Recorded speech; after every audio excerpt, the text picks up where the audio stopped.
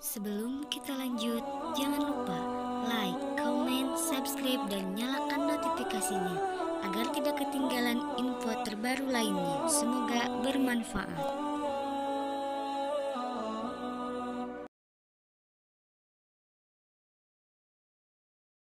Oke, baik. Nah, sekarang begini. Ketika diterangkan oleh Markus, lagi-lagi yang bukan pengikut Yesus tapi hasil dari penyelidikannya dia, diceritakan di dalam data nomor 50. Data 50 itu apa? Markus 14 nomor 50 maksudnya, Bang. Iya. Kita kan anak milenial. Jadi gini. Lalu semua murid Yesus meninggalkan Yesus. Murid melarikan diri. Oke? Ketika dikatakan semua murid melarikan diri, masih ada nggak murid di situ, Bang? Ya, karena mau melarikan diri kan semua keluar. Oke. Itu saya jahit itu ya, saya jahit mulutnya Bang Yusuf supaya nggak lari dari itu ya. Semua murid meninggalkan Yesus. Nah, di data nomor 51 di Markus 14 ada seorang pemuda yang pada waktu itu hanya memakai sehelai kain lenan untuk menutup badannya, mengikuti orang yang ditangkap yang dikira Yesus. Lalu kemudian mereka para prajurit hendak menangkap dia. Lalu seorang pemuda ini melepaskan kain lenan yang ada pada dirinya, lalu lari telanjang. Tadi abang mengatakan bahwa yang murid-murid Yesus semuanya meninggalkan Yesus. Pertanyaan saya, siapa anak muda yang berjalan di belakang daripada orang yang dianggap Yesus ini? Ya, ini apa ceritanya mereka yang meneliti coba untuk menyusun atau merekonstruksikan kembali bahwa yang lari ini ada kemungkinan Markus. Dari mana? Iya, ini menurut ceritanya? Bukan, karena dikumpul dari beberapa mereka ahli ini biasanya ada cara mereka untuk mendekati itu, bahwa dari penceritaan siapakah Markus ini yang dikatakan juga, kan ada juga di Kisah Para Rasul cerita tentang ini. Ini semua cerita direkonstruksi kembali dan dilihat ada kemungkinan yang ini adalah Markus. Nah, ya. Kalau ini adalah Markus, Bang, kalau ini penelitian ya mereka. Kalau ini adalah Markus, Bang, maka dikatakan begini. Ini kan Markus 14, maka dia akan mengatakan, lalu aku Markus yang ada pada waktu itu hanya memakai sehelai kain lenan untuk menutup badan saya, mengikuti Yesus. Tapi kan narasinya nggak begitu, Bang. Coba juga kita lihat gaya-gaya bahasa pada abad-abad itu. Loh, kok jadinya kayak larinya ke sana, Bang? Saya punya bukti akurat bahwa yang lari ini telanjang itu adalah Yesus itu sendiri. Saya punya bukti akurat. Kenapa tertawa, Bang? Saya punya data akurat, aku bilang. Kalau akurat itu janganlah, kan. Mau saya kasih datanya? Dihargai sebagai ini, aku bilang akurat. Mau saya kasih datanya? Mata 1000% palsu. Mau saya kasih datanya, Bang? Mau, silakan. Oke. Yang lain tahan napas. Saya perbaiki dulu, saya punya celana miring tadi. Oke ya, Bang Yusuf ya. Oke, atur napas, tarik napas pelan-pelan. Di sini diceritakan, Anda mengakui bahwa semua murid Yesus melarikan diri. Lalu kemudian di belakang Yesus, maksud saya di belakang orang yang diserupakan Yesus, ya, orang yang diserupakan Yesus, orang yang dianggap Yesus ini, ada seorang pemuda memakai sehelai kain lenan untuk menutupi badannya, mengikuti oknum yang ditangkap ini. Mereka hendak menangkapnya. Lalu orang itu, pemuda itu melepaskan kainnya dan lari telanjang. Coba kita cek di dalam Yohanes 13 nomor 4. Lalu bangunlah Yesus dan menanggalkan jubahnya. Yesus kemudian mengambil sehelai kain lenan dan mengikatkannya di pinggangnya. Jadi siapa yang menggunakan kain lenan, Bang? Oke, gampang begini. Untuk itu kenapa saya bilang 1000% saya bisa pastikan itu palsu. Pertama, kisah di Yohanes itu kisah perjamuan terakhir. Betul. Tentang nanti, iya, memang saya ada kaitannya perjamuan terakhir. Betul. Bukan ini saya bilang, saya tanpa membuka pun saya lihat dari strukturnya ini sudah jelas. Karena kemanapun ketika disusunkan ini, itu yang cerita tentang itu mau tentang pembasuhan kaki di perjamuan terakhir. Ini apa hubungannya?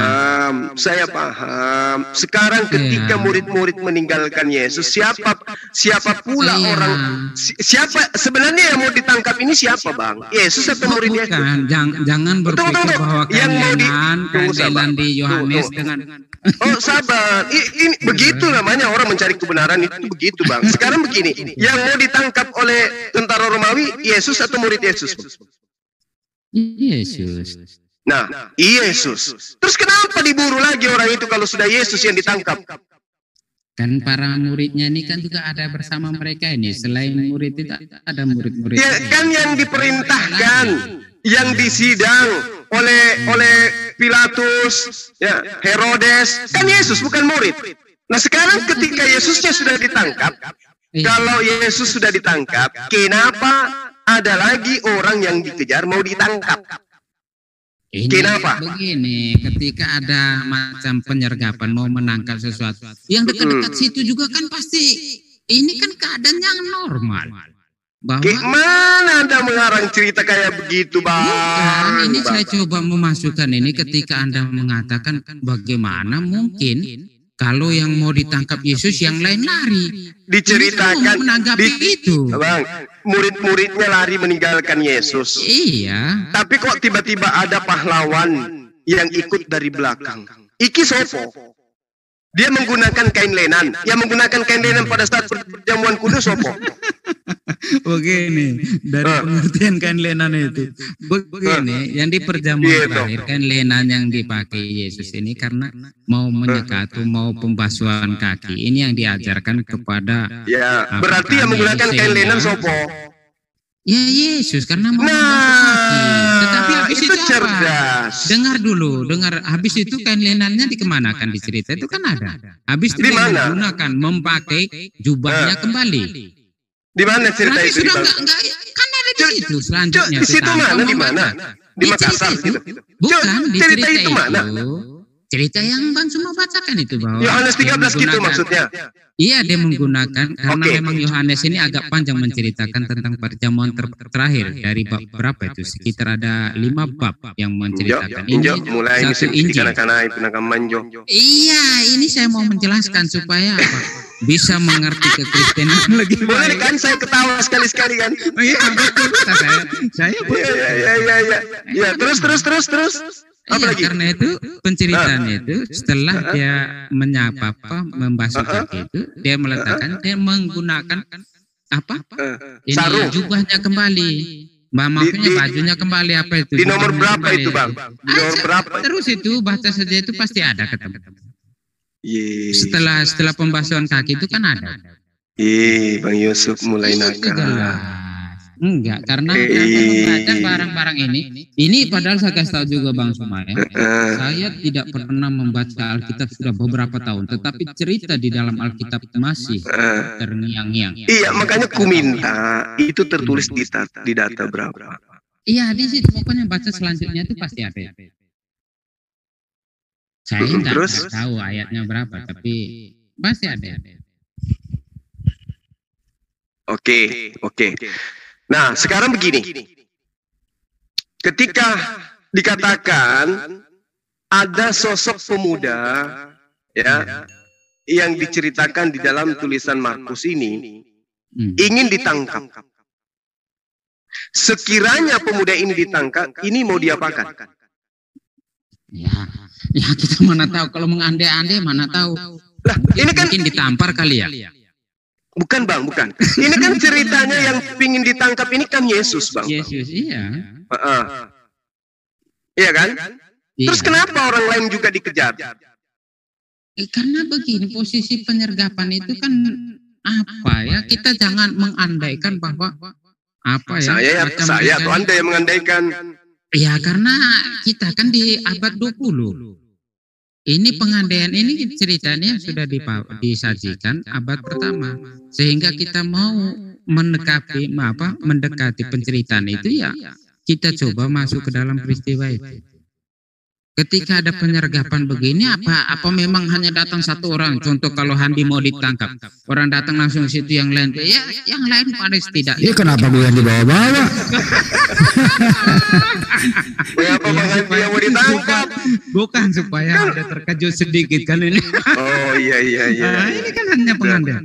Kita lihat kalau macam Bang Handi mau ditangkap, mungkin Bang Sul sebelah pun terkejut. Kenapa? Kan biasa gitu. Itu sesuatu yang alami dalam keadaan. Jadi apa sebenarnya yang ini kan biasa. Ya, tapi kalau gue ditangkap kan nggak bisa dicium dulu. Kalau yang ditangkap itu muridnya juga, kan tidak mungkin juga dia yang disalib, ya kan? Kenapa? Iya, karena narasi yang dibangun oleh gereja adalah dia harus mati, darahnya harus menjadi penebus untuk Kristen. Berarti ketika pun ditangkap si pemuda yang telanjang berlari ini, itu tak ada gunanya. Artinya bahwa orang-orang yang menangkap oknum yang dikira Yesus itu masih meragukan, ini Yesus atau bukan. Jangan-jangan yang menggunakan kain lenan ini yang Yesus, tangkap yuk, dan orang itu lari. Gimana kalau narasinya seperti itu, Bang? Oke, enggak. Begini, sebenarnya terbalik. Kok terbalik? Peristiwa itu sudah terjadi. Maksudnya begini, keadaan penyaliban Yesus sudah terjadi. Belum. Dan ada, bukan contoh ini saya baru bilang ini. Bukan, saya bilang tadi coba mengandaikan ketika Bang Suma mengatakan gereja menarasikan. Saya bilang sebenarnya terbalik. Bukan gereja menarasikan. Tetapi dari peristiwa yang sudah ada ini, dari itu ya, rangkaian peristiwa itu, kematian, kebangkitan, ini yang direfleksikan kembali. Dengan satu yang saya sudah katakan, dengan turunnya Roh Kudus mereka mengerti. Ini yang direfleksikan dan diwartakan tentang siapakah itu Yesus. Sehingga gereja yang menjadi penerusnya ini merefleksikan siapakah ini, sehingga mendekati penelitian melalui tulisan yang ada ini. Bahkan semua secara terbuka bahwa iman Kristen ini bukan menurut apa yang manusia mau mereka tidak, tetapi atas apa yang menjadi kenyataan dan juga apa yang diwartakan itu sebagai dasar. Jadi ini melihat keaslian yang ada, maksudnya keaslian tanpa tanpa mengatakan bahwa ini nanti belakangnya Romawi melihat ini apa, ini sebenarnya kami pun bingung ini dengan pemikiran Romawi atau apa yang belakangnya itu tidak begitu. Iya kan, Romawi itu Bang, Romawi itu kan kepercayaannya anak dewa nuzul masuk menjadi manusia untuk menebus dosa-dosa mereka. Itu sudah dipahami mereka, adanya dewa Horus dan semua itu.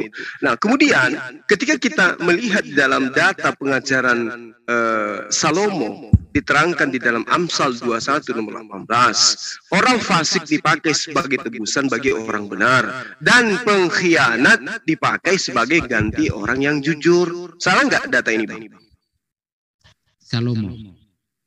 Salomo, ya betul.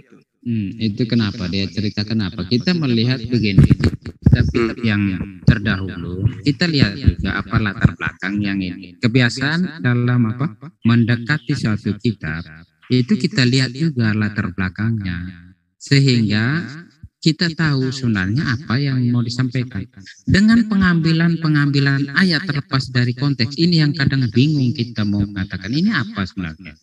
Karena akan jauh sekali pemikirannya tentang apa yang mau disampaikan. Contoh ketika Salomo diambil tentang ini, ya kita lihat dulu keadaan latar belakang di zamannya dengan keadaan yang memungkinkan itu.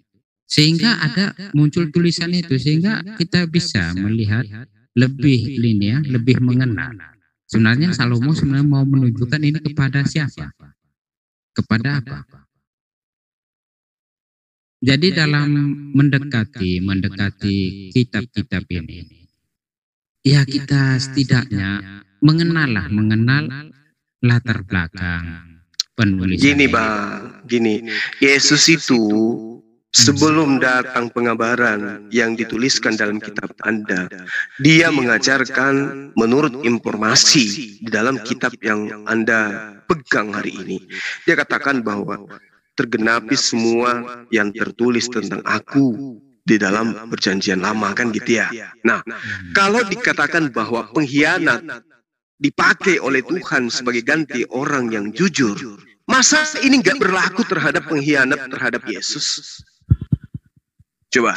Sementara kalau kita melihat di dalam cerita yang dibangun oleh Matius di bab 4, Iblis mengatakan ada tertulis. Iblis ini kan makhluk gaib. Berarti dia tahu tentang firman Tuhan yang tertulis masa lampau.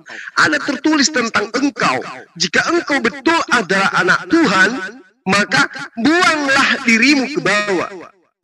Kenapa? Karena ada tertulis bahwa terkait dengan anak Tuhan, ketika dia akan kena musibah, Tuhan akan mengirim malaikatnya agar menatang anak tersebut di tangannya agar kakinya tidak terantuk kepada batu. Ini untuk membuktikan bahwa Yesus ini anak Tuhan atau bukan, dia dicobai.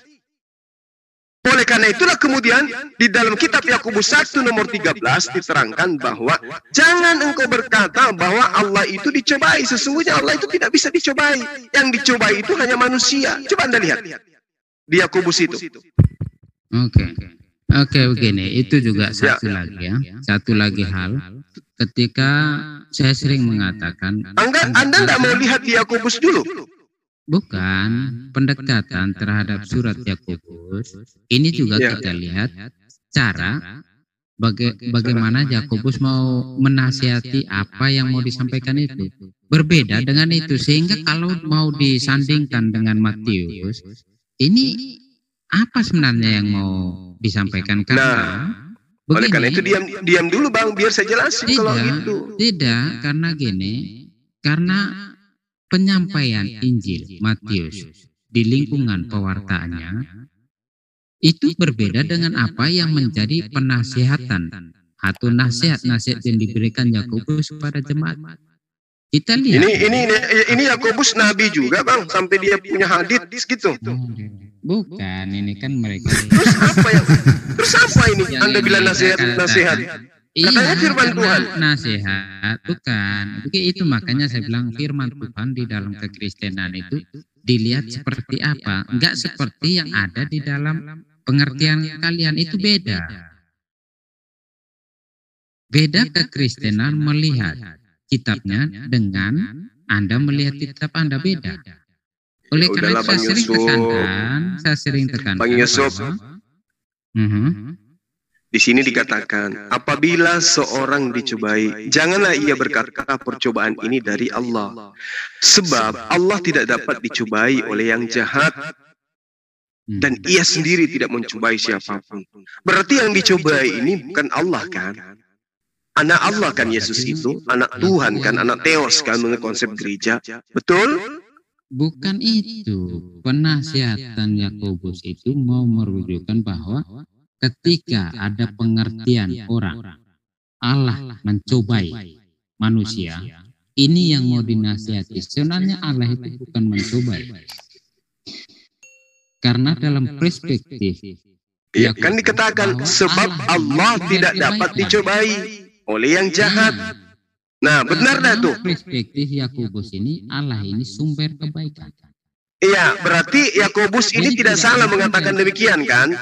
Dia merasa iya dalam berarti yang dicobai ini, yang dicobai oleh iblis ini di padang gurun ini Allah atau bukan? Ini kita bicara konteksnya lagi yang berbeda. Ini Matius. Kita lihat dulu latar belakang Matius bagaimana dia memunculkan cerita yang diuji oleh iblis, Bang. Yang diuji oleh iblis adalah kebenaran hal yang tertulis, bahwa ketika ada manusia yang bergelar anak Theos, maka ujilah dia, jatuhkan dia dari bumbung yang tinggi. Aku akan mengirim malaikatku untuk menyelamatkan dia. Nah, ada tertulis begitu. Terus kemudian ada yang mengaku sebagai anak Theos. Dicobailah dia. Apa yang mau dicobai? Tertulis bahwa malaikat akan menatang di tangannya anak tersebut. Ini yang ingin dibuktikan oleh iblis. Sementara nasihat Yakobus menurut Anda mengatakan sebab Tuhan tidak dapat dicobai oleh yang jahat. Berarti yang berlaku terhadap kejadian yang dicatatkan oleh Matius 4 itu bukan Tuhan, tetapi manusia yang ingin dicobai, yaitu Yesus. Oke, ini saya kasih penjelasan sedikit tentang Matius, latar belakang penulisannya atau apa, bagaimana dia memunculkan tentang pencobaan ini. Ini sebenarnya tentang bagaimana nasihat Matius tentang manusia yang akan mudah tergoda dengan kedudukan, harta, dan so, itu mulai bikin rujak ini Bang Yusuf. Enggak, ini cerita yang kalau saya salah berarti yang mengajar saya salah. Itu ahli juga. Oh iya Bang, memang betul salah. Betul. Oleh karena itu saya katakan, saya kasih tahu ini seperti itu, bahwa apa yang dimunculkan Matius. Berarti kuncinya salah ya Bang ya.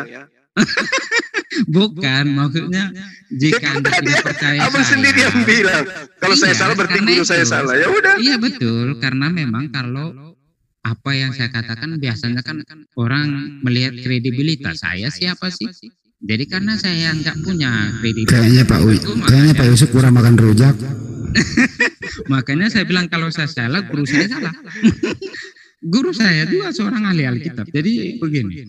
Kalau salah itu pasti, saya jamin salah. Oh salah.